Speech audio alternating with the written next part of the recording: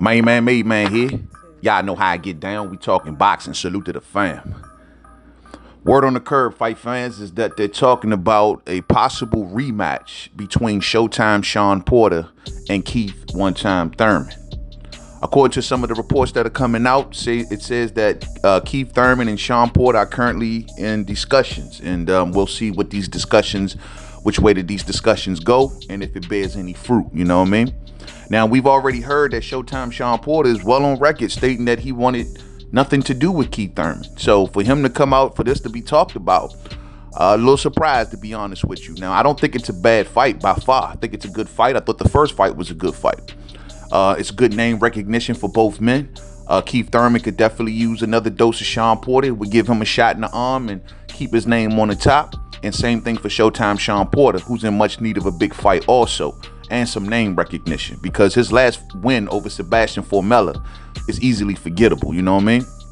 So the thing is, this is pretty good, you know what I'm saying? Now, of course, the big question for a lot of the Terence Crawford fans, because a lot of Crawford fans wanted to see Crawford versus Shawn Porter or Keith Thurman, is what's up with the money situation, because you know, Shawn Porter made such a big thing about the money and how much he would have gotten paid to face Terence Crawford, in which he's well on record in telling everyone that starting at $2 million would have been an insult for him, even though his guarantee was much less than that against Errol Spence Jr.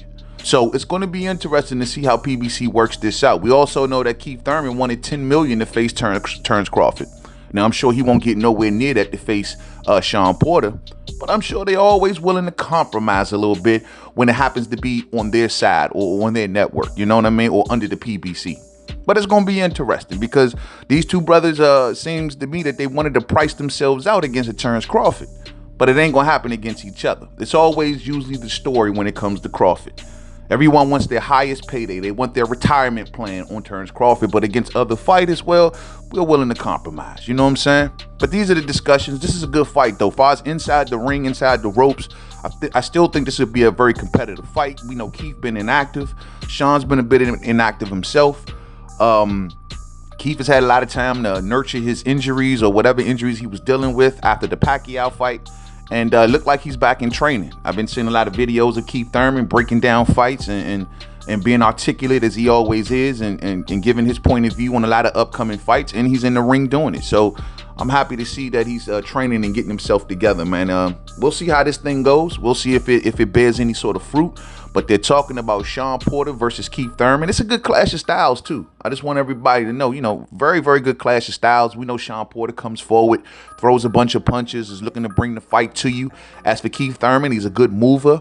He has a good jab. He throws well from the outside.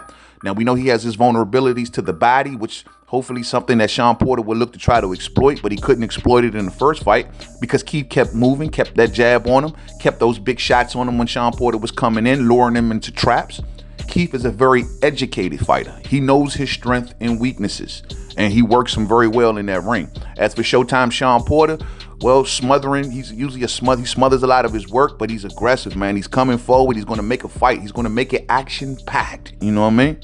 So it's a good clash of styles, and I'm sure a lot of boxing fans, you might grumble a little bit about it because it ain't Terence Crawford, but at the end of the day, it's still not a bad fight. Something I'm down to see, you know what I'm saying? Now, very surprised about this because I guess they're looking at each other, and to me, this kind of makes more writing on the wall about the Yordenis Ugas situation. Because if Yordenis Ugas was going to be known to keep that belt, well, I think both of these fighters would have been gunning for Ugas. But given that, you know, there's a lot of reports surfacing, and we've heard Manny Pacquiao in recent interviews says that the WBA is going to give him his belt back. Well, no one is looking at Ugas right now. I just wonder what Ugas, how is he going to get compensated for getting stripped of a belt no one beat him for? But we'll just wait to see how that remains to be seen, you know. See y'all real soon on the live stream. We're going to talk about this real soon, man. I'll be on a live stream sometime today. Much love to the fam. Thumbs up on the way out. If you didn't hit it on the way in, share. Rock those bells. Let's see if these two can come to an agreement. There is no politics preventing this fight from being negotiated. They're both under PBC. They're both fight for the same networks. We've seen it once before, you know what I'm saying? And I don't know. We'll see if they can work out a deal and see if they can work it out again. And I'm dying to know if they're going to take less money that they were willing to take against Terence Crawford. It's going to be interesting. To the next video. Peace out.